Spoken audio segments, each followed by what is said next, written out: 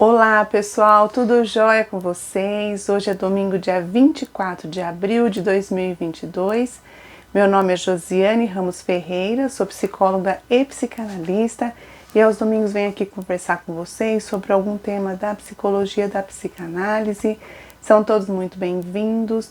Nós estamos conversando um pouco sobre a natureza humana, segundo Winnicott, os estágios do desenvolvimento humano. Qual o objetivo dessa série de vídeos dessa vez? É que a gente possa entender um pouquinho mais sobre a natureza humana e isso nos ajudar a nos entendermos um pouco mais, nos ajudar a nos relacionarmos um pouco melhor com o outro, nos ajudar a nos relacionarmos melhor com os nossos filhos, a entendermos melhor o estágio que eles estão, porque isso nos ajuda a fazer intervenções, inclusive na nossa forma de educação. É muito importante que a gente entenda algumas coisas. Por exemplo, nesse estágio de hoje, que é da dependência relativa, que é onde a criança, desde muito pequenininha, por volta dos 6 meses, 7, 8 e vai assim por diante, ela muito pequenininha ainda, ela começa a fazer relação de objeto e é onde ela começa a se sentir responsável pelos atos dela. Então, por exemplo, pessoas que se sentem muito culpadas quando fazem alguma coisa e morrem de culpa, acham que fizeram errado, que a outra pessoa ficou chateada, a pessoa não consegue nem dormir à noite se ela falou algo para alguém que acha que magoou, daí ela fica preocupada, daí ela pede desculpa, mesmo pedindo desculpa não melhora. Tem a ver com falhas que aconteceram quando a gente era muito pequenininha, especialmente aí nesse período onde a gente está aprendendo a se relacionar com o outro, com o objeto.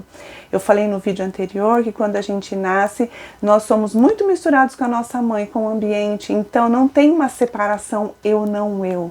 Conforme a gente vai crescendo, a gente vai entendendo que não é a gente que cria o mundo, que o mundo já existia antes da gente chegar.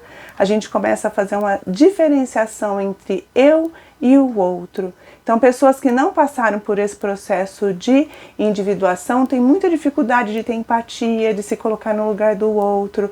Então, veja bem, o nosso processo de identidade é um processo de integração, de compreensão da vida e ele é uma evolução.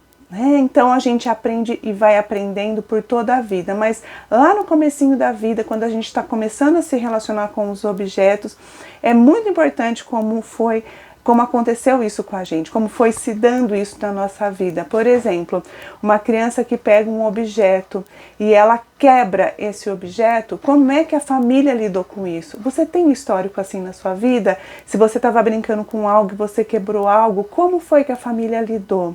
A família ficou muito brava, falou que você era burro, que era incompetente, que não tinha jeito, era muito estabanado, só fazia coisa errada e quebrava tudo.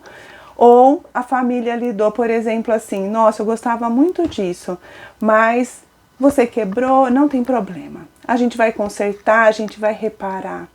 Então, quando você quebrou algo que tem a ver com essa fase, do relacionamento com os objetos, desde muito pequenininho, 1 ano, 2 anos, quando isso aconteceu e até mais para frente um pouquinho, a gente pode considerar também como o ambiente lidou, que isso interfere na gente como adulto. Isso quer dizer o quê? Quando a gente faz uma coisa errada hoje, a gente sente que aquilo tem uma reparação, que tem um jeito, a gente não se cobra horrores, a gente consegue se relacionar com as pessoas sabendo que a gente vai errar muitas vezes, mas que tem como reparar, tem como consertar, e isso não nos faz sentir as piores pessoas do mundo. Isso se lá atrás teve reparação. A família, o ambiente ajudou a gente não se sentir malvado por ter feito uma coisa errada. Tem muita gente que sente que estraga tudo. Com isso, o que acontece? Às vezes a pessoa se inibe, se afasta do mundo porque ela acha que ela vai estragar tudo por onde ela passar. Ou pode acontecer uma coisa que eu acho que é bem séria e que a gente tem que se atentar, quando tem uma quantidade de vezes que não foi possível a criança se sentir bem se relacionando com um objeto, ela foi sentindo muita culpa e isso não, ficou insustentável, ela pode chegar no nível que ela não sinta culpa por nada. Então se tornam pessoas que fazem um monte de coisa errada e não sentem culpa por aquilo. Isso tudo tem a ver com a nossa infância, com o nosso comecinho de vida, que a gente tem que entender tudo o que aconteceu aconteceu lá atrás para nos ajudar a viver.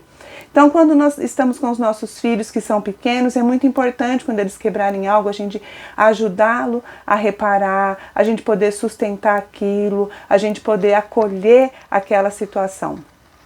Algo muito importante que acontece também nesse estágio, que é da dependência relativa, que quando está transitando da dependência absoluta para a relativa, que a criança achava que ela era um só com a mãe, depois ela vai se separando, ela começa a usar muito os objetos transicionais, né? O paninho, o ursinho, que é uma forma de ela se sentir apegada a alguma coisa na ausência do outro. Resumindo, bem resumindo, os paninhos, os ursinhos, os cheirinhos, as chupetinhas, tudo tem a ver com isso, com a criança poder estar junto com alguém, com algo, que isso faz ela sentir um pouco no domínio daquilo quando ela está longe da mãe. Veja bem que nessa fase, quando a criança começa a engatinhar, é até bonito de ver. Eles engatinham um pouco, olha para trás onde a mãe está, engatinha mais um pouco, olha de novo e de repente volta para o colo da mãe. Porque essa separação é muito difícil, dá muita angústia, por isso entram os objetos para dar um pouquinho de alívio. Às vezes a criança, quando vai para a escola, quer levar alguma coisa de casa, é muito importante deixar que leve na mochila, porque ela vai se sentir segura ao olhar para aquilo que é uma referência que ela tem de casa, uma referência que ela tem do junto, do conforto, ainda mais objetos que fazem muito sentido para ela. Algo muito importante também que acontece nessa fase se vem vindo tudo bem a vida da criança, vamos pensar na nossa vida. Se vinha vindo muito bem, tudo muito continente com o que a gente vinha precisando, e lá por volta de 1 ano e meio, 2 anos, por exemplo, mais ou menos aí, acontece alguma perda muito significativa. Ou os pais se separam, ou a mudança de casa, algo que foi muito impactante e a criança pode sentir como perdendo aquilo que lhe era seguro.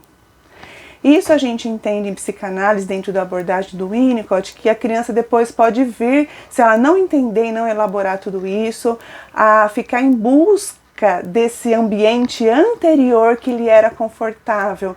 Então, às vezes ela está na escola, ela rouba um objeto de alguém.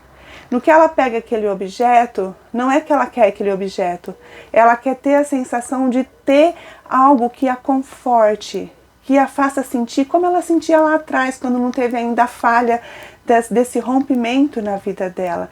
Então é como se ela ficasse atrás daquilo que ela perdeu, e querer sentir aquele sentimento bom de quando estava tudo bem.